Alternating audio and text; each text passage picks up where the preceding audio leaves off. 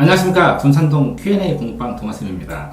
네, 지금 정권이 바뀌면서 굉장히 많은 교육적인 변화가 있을 거라고 예고가 되면서 학원에서 학원 관련 카페나 이런 데서 굉장히 많은 논란이나 아니면 우려나 이런 것들이 있습니다. 그래서 스스로 저도 이렇게 교육시장 어떻게 변할지 혼자서 이렇게 예측을 해보면서 그 예측을 하면서 그 예측이 변하는 거를 수정을 해야 더 빠르게 변화되는 거에 대응을 할 수 있을 것 같아서 스스로 이제 정리하는 차원에서 녹화를 합니다.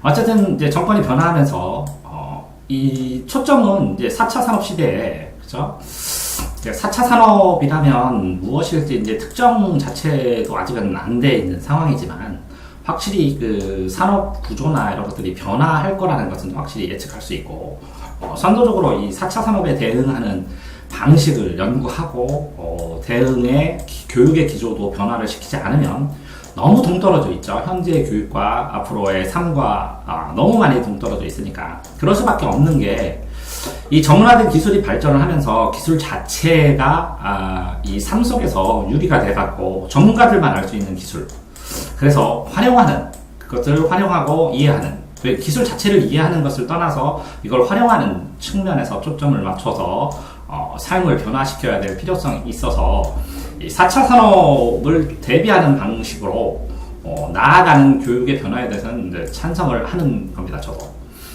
그러면 이 4차 산업이 무엇일까라는 것은 이제 데이터나 정보를 더 모아서 한번 논해보기로 하고요. 자, 확실하게 이게 적용될 건 또 뭐 있냐?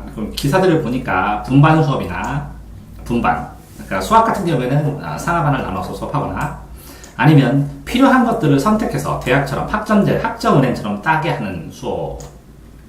또 다른 것은 이제 특기를 발휘할 수 있는 수업들을 개설을 하게 되고, 그런 측면에서 이 직업 수업도 어느 정도 강화가 되지 않을까 이렇게 생각을 합니다. 근데 죄송합니다.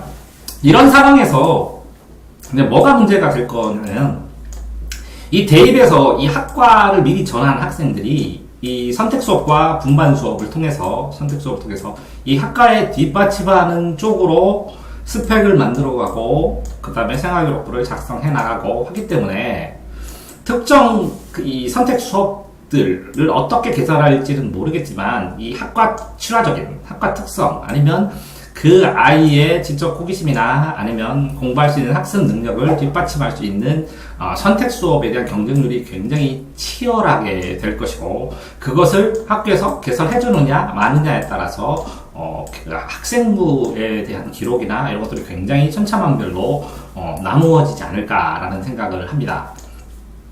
이런 선택 수업, 분반 수업, 아니면 특기 수업들이 어떤 식으로 설명되고 교육 정책을 잡느냐에 따라서 학교 주체나 교육 주체들, 공교육에서 방향성을 설정하면 그에 따라서 사교육들도 변화시키고 입시를 축으로 공교육이 만들어 놓은 이런 다양한 가지수들을 어떤 식으로 조합해서 학생의 지적 능력이나 학습 능력을 효과적으로 표현할 수 있는가를 연구를 하게 되겠죠. 그러니까 학교나 지역에 따라서 굉장히 다른 커리큘럼이나 다른 유형의 학습 지도들이 일어날 것이라고 생각합니다. 자, 순차적으로 보면요, 초등 같은 경우에는 저는 시험이 사라질 거라고 생각을 합니다. 왜 그러냐면 현재 상황에도 70점 맞는 애 한 일주일 정도 공부하면 95점 나오고 한 만큼 시험 자체가 굉장히 쉽습니다.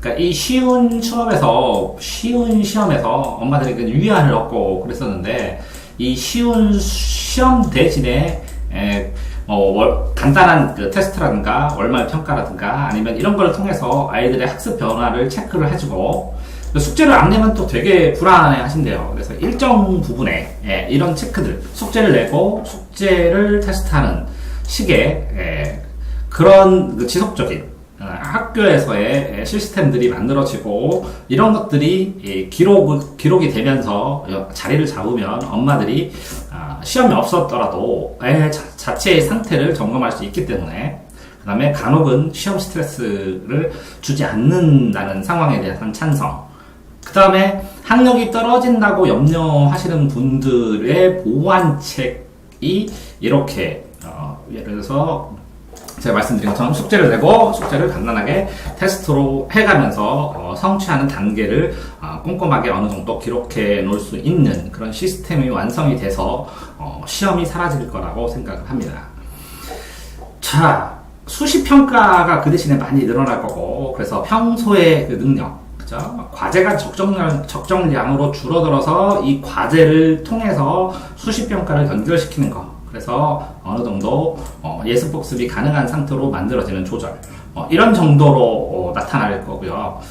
그런 상황에서 플러스로 이렇게 학력이 학교 생활에서 안정이 되면 예체능에 대한 활발한 학원, 예체능 학원은 늘어날 가능성이 있죠. 아이들이 다니는 게 지금 현재도 다니지만 더 적극적으로 지속적으로 다녀서 예체능 학원에서는 소폭 상승하고 훨씬 더 적극적으로 그 마케팅을 하지 않을까 생각합니다. 그런데 이제 그 4학년 이상에서 과거준비생은 과거를 없앤다는 말은 없었거든요. 과거준비생과 일반고로 올라갈 학생들의 이 선행의 준비 차이는 더 극명하게 드러날 거라고 생각을 합니다.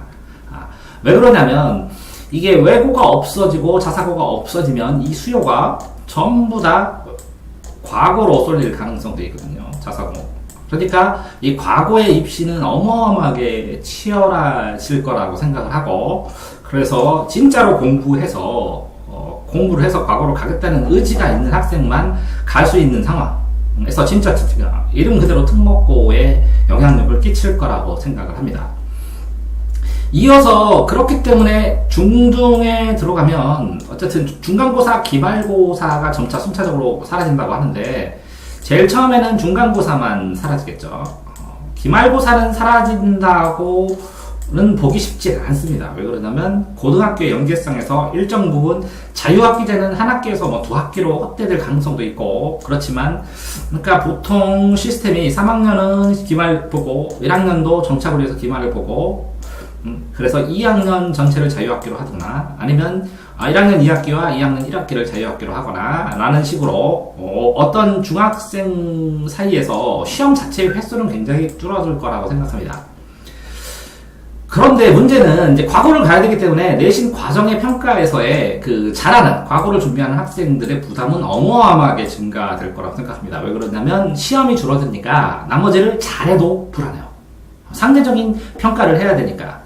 그러니까 더 퍼펙트하게 준비를 하니까 이런 그 내신, 그러니까 스펙 관리를 하는 학원이 폭발적으로 늘어날 가능성이 많죠. 지금도 현재도 스펙 관리하는 학원들이 늘어나고 있는데 더 많이 늘어날 가능성이 있습니다. 기말고사 범위로 축정이 되니까, 범위가 증가하니까 난이도를 어렵게 낼 수가 없는 상황이 발생을 하고, 어렵게 낼 수가 없는 상황이니까 학력은 자연스럽게 좀 미세하게 감소를 할 거고, 그런 상황에서 감소하는 것과 과거를 가는 애들의 학습 양극화가 어마어마하게 벌어질 거라고 생각을 합니다. 어마어마하게 벌어지기 때문에 초등부터 벌어지기 시작한 것이 중등에서 이제 고착이 돼서 중등을 졸업할 쯤에는 직업교육을 할지, 직업교육을 활성화를 해야 할지, 아니면 공부를 계속할지가 이전보다는 더 명확하게 나누어지지 않을까 그렇게 생각을 합니다. 또 이어서 고등에 들어가면 중학교에서 이렇게 과정평가를 연습을 한 애들이 수영평가나 이런 것들로 증가를 하면서 스펙 관리에 대해서 뭔가 중시를 해야 되고, 사립 모의고사도 이제 감소를 하겠죠. 정부에서 뭐 369 정도만, 아니면 뭐 1년에 2번 정도만 모의고사를 보게 할 테고, 고3의 경우에도 사립 모의고사는 감소를 할 거라고 봅니다. 그러면서 외고, 자사고가, 외고도 순차적으로 감소하고 자사고도 감소하는데, 이게 이 정권 안에서 살아남는 외고, 자사고가 있다면 이제 대박이 되겠죠. 근데 정권이 이어져서 계속 유사한 정권이 발생됐다면 없어지는 게 맞다고 봅니다. 따라서 전국권에서 모집하는 학교들 같은 경우에는 전국권을 못 모이게 됐을 때는 자연스럽게 그 자사고가 붕괴되는 현상, 학습량으로 달라지는 형상으로 되겠죠.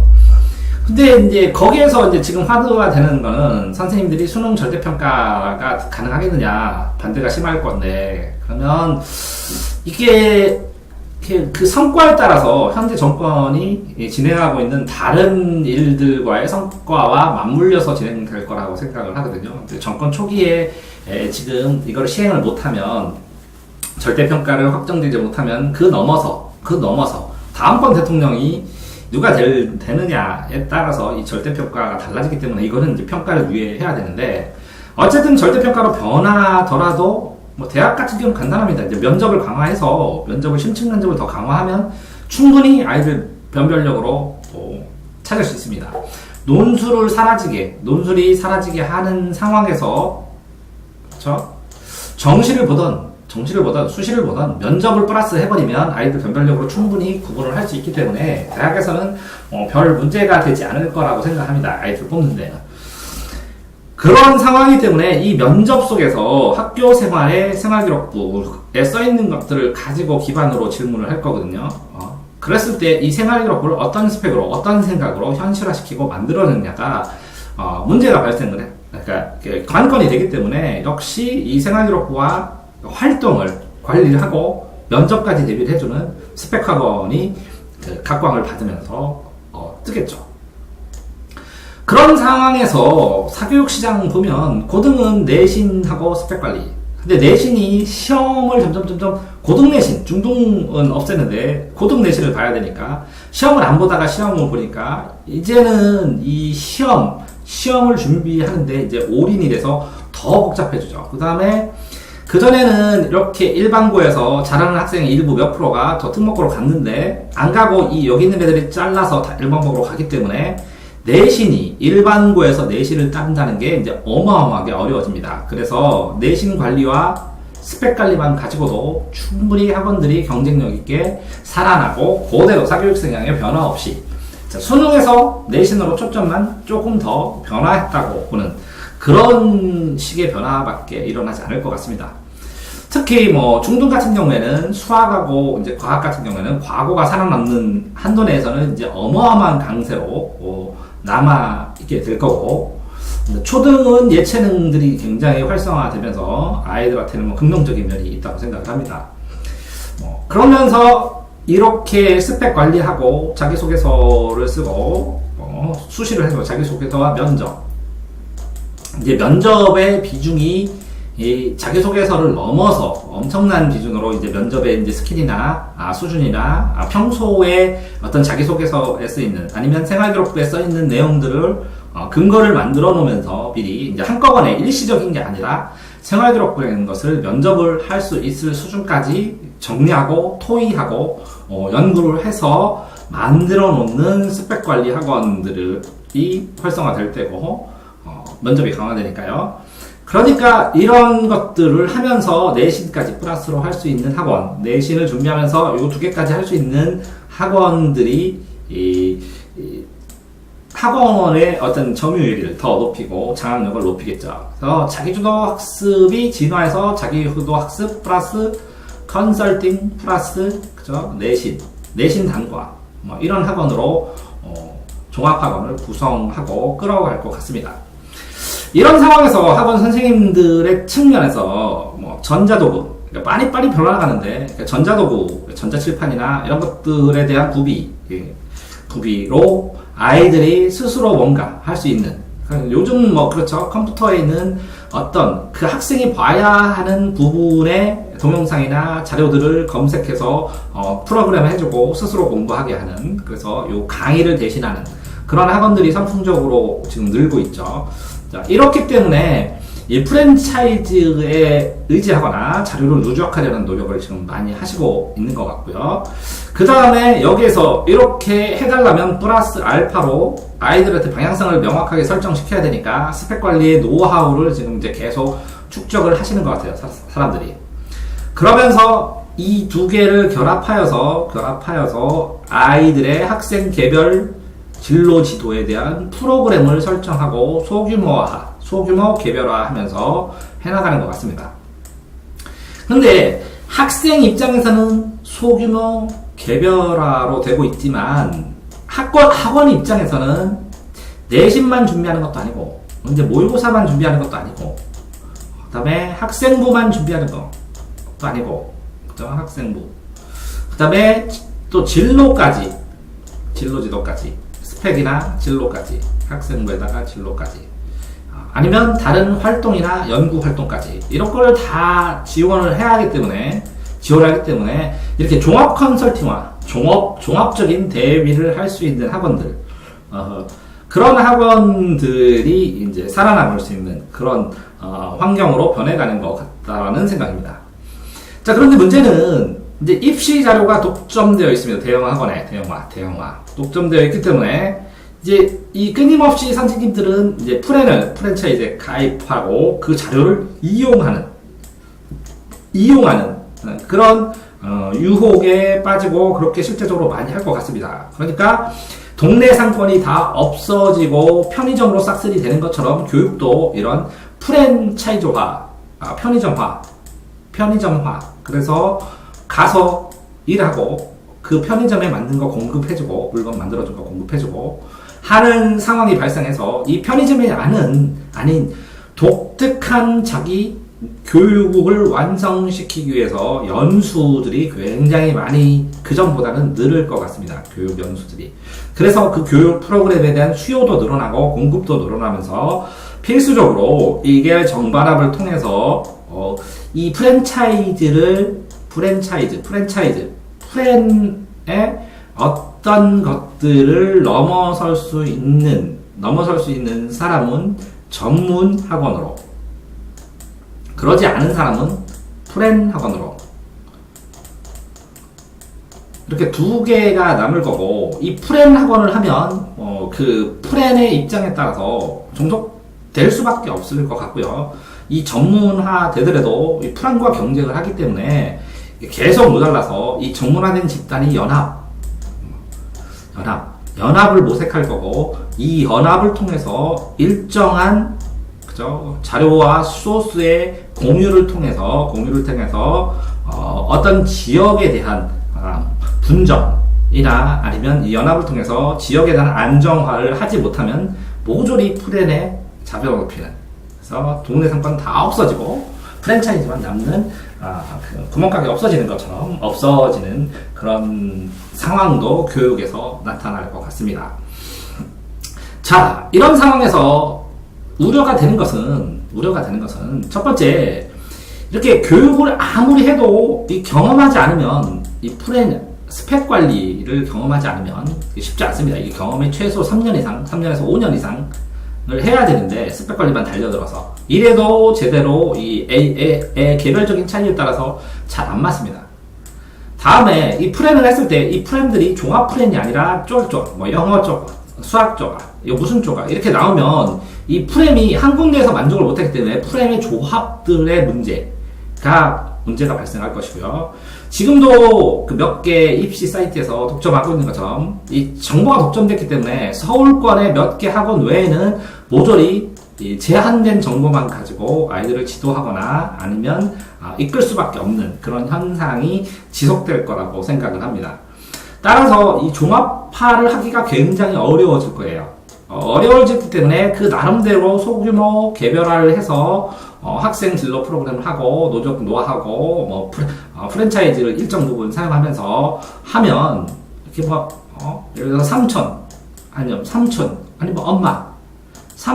엄마 입장에서 그래도 조금은 전문적인 삼촌, 조금은 전문에서는 엄마 입장에서의 동네 공부방 같은 아니면 동네 소규모의 학원으로 진심을 다해서 아이들의 개별 프로그램으로 아이들의 아이들의 그 교육에 대한 행복을 중심으로 꾸려가는 그런 소규모들만 근근히 이어질 가능성밖에 없는 것 같아요. 결국 자기주도 학습을 시켜보는, 제가 이제 경력이 자기주도 학습만 20년이거든요. 순수하게 20년인데 자기주도 학습 아직도 힘듭니다. 왜냐하면 그 개념이 없으니까. 학부모들도 자기주도 학습에 대한 정확한 개념, 장기적인 개념 아웃플랜이 없습니다. 그렇기 때문에 쉽지 않습니다. 자, 그 다음에 일반적인 수학 선생님이나 영어 선생님이 대인 면접을 더 할 수도 있는 것도 아니고요. 초등 예체능이야 꾸준하게 하겠지만 특히 예체능에서 스피치 학원은 꼭 권합니다. 이제 스피치 학원이 필수인 시대가 오지 않을까라는 생각을 합니다. 자, 그 다음에 중등 수학과학을 하게 되면 또 지금 이 수학과학 플러스 내신 알파까지 하면 부담률이 어마어마해진다는 거죠. 그 다음에 내신 스펙 관리도 그렇지만 내신 관리도 일반적인 잘하는 아이들이 이제 몇몇이 일반고로 가게 되니까 일반고의 내신 관리가 지금과는 차원이 다를 만큼 수준이 높을 만큼의 경쟁이 더 치열해질 거라는 거죠. 자, 그래서 결국은 정리하자면 초등은 행복해지겠죠. 초등 행복해집니다. 자, 중등은 근데 초등 여기 4, 5학년에서 과거하는 애들은 이제 이때부터 힘들어집니다. 그래서 중등도 어마어마하게 힘들어집니다. 자, 고등도 갔을 때 이 시험을 안 보다 하니까 여기에서 어마어마하게 이 중등에서 안 했던 학생들을 바닥부터 다시 끌어주는 학원, 개별적으로 끌어주는 학원에서 여기서 안 쓰던 교육비를 다 여기서 쓰게 될 거고, 그래서 결국은 중등학원은 소폭 감소를 하겠지만 초등학원도 감소를 하겠죠. 교육은 몇 명 빼놓고는. 그러니까 초등은 붕괴될 가능성이 있어요. 교육시장에 초등 붕괴되지만 중등도 확 줄고, 그렇지만 고등은 더 커질 가능성이 있습니다. 더 커진다고 생각을 합니다. 커지고 더 준비가 되고, 여기에는 중등까지 입시를 책임질 수 있는 수학 전문, 여기는 전문학원들이 강세를 보이겠죠. 중등 수학이나 과학 전문학원, 여기는 종합학원, 커지는 종합학원, 그 다음에 여기는 아이들을 중심으로 자기주도 중심으로 스스로 준비하고 생활을 행복하게 관리하는 자기주도 학원. 그래서 초등은 자기주도 학원, 중등은 전문학원, 고등은 종합학원, 상담까지 다 해결할 수 있는 종합학원, 이런 측면으로 발전이 돼서 해나가는데, 학생들 측면에서 초등은 행복, 중등은 공부 안 하는 애는 행복, 공부하는 애는 진짜 헬게이트가 열리는 겁니다. 헬게이트. 고등은 잘하는 애는 이게 진짜 부담되는 치열한, 지금보다 더 치열한 헬게이트가 열리는 거고, 못하는 애는 줄었으니까 그냥 소폭, 행복하지도 않고 불행하지도 않은 그냥 일반적인 현상으로 나타날 가능성이 있습니다. 나중에 결과적으로 이렇게 됐을 때 소규모의 과거를 진행하는 진짜 공부할 수 있는 학생을 걸러내는 것은 우수하고 쉽게 될 것 같고요. 그렇고 여기에서 과거에서 탈락하거나 공부의 경쟁에서 탈락하는 애들이 상위권 대학을 선점을 할 것 같고요. 그 다음에 나머지 학생들은 이 행복하게 산 생활기록부를 정리를 해서 수시나 이런 것들 측면으로 지금도 그 상위권의 수시보다 하위권의 수시가 더 활발하게 일어납니다. 자소서를 쓰고 면접을 보고 최저 등급을 맞는 애서 가고 자기가 필요한 걸 찾고 하는 게 더 많이 일어나거든요. 실제적으로. 그러니까 이 자소서를 쓰고 수시 중심으로. 그죠? 근데 얘네들도 수시를 해야죠. 그러니까 수시의 경쟁률이 그전보다는 더 어마어마하게, 왜? 정시에서, 근데 정시도 똑같이 살아남을 겁니다. 면접만 또 추가를 하면 절대 등급으로 되더라도 별 상관이 없을 거라고 생각을 합니다. 자, 그렇게 예상을 합니다. 결국 초등학원에서는 예체능을 제외하고 공부방처럼 자기주도를 하는 학원들, 행복하게 하는 학원들, 프로그램을 만들어주는 학원들이 살아남을 것 같고, 중등은 수학, 과학의 전문학원 외에는 중등은 수학과 과학의 전문학원이나 아니면 수학과학 전문학원 외의 것들은 전문학원으로 필요한 것들, 약간의 내신이나 이렇게 초등색이 있으면서 수학과학을 지원하는 그런 학원. 고등은 종합해서 내신 플러스 수시 대비, 학생부 대비 플러스 예를 들어서 숙제까지 봐주는 그런 종합적인 컨설팅을 할 수 있는 학원을 중심으로, 그죠? 분명히 뭐 단가도 살겠죠. 그러니까 고등 시장은 더 커진다 이렇게 생각을 합니다. 왜? 여기서 즉시 문제가 발생하니까 여기서부터. 근데 이게 순차적으로 5년 안에 가능하냐? 5년 안에. 이거는 가능합니다. 1년 안에. 자, 요거는 한 3년 안에. 순차적으로. 1년, 2년, 3년. 그러면 요게 3년 안에 되면 하나씩 밀려가죠. 이것도 한 5년. 그러니까 임기 내에 전체 흐름이나 환경을 바꿔놓을 가능성은 있다는 거죠. 그래서 정책이, 정부의 정책, 정권의 성격이 유사하게 돼서 이어진다면 그러면 이게 고착이 되겠죠. 이렇게 생각을 하는데요. 누구나 다 뭐 이 정도는 그 예상을 하실 수 있을 텐데, 아니면 뭐 다르게 생각하시는 분들이 있으면 댓글 달아주시면 저도 참고하고 바꿔가고 미래 대비해보고 생각하고 하는데 도움을 받도록 하겠습니다. 댓글 달아주시는 분들 미리 감사드립니다.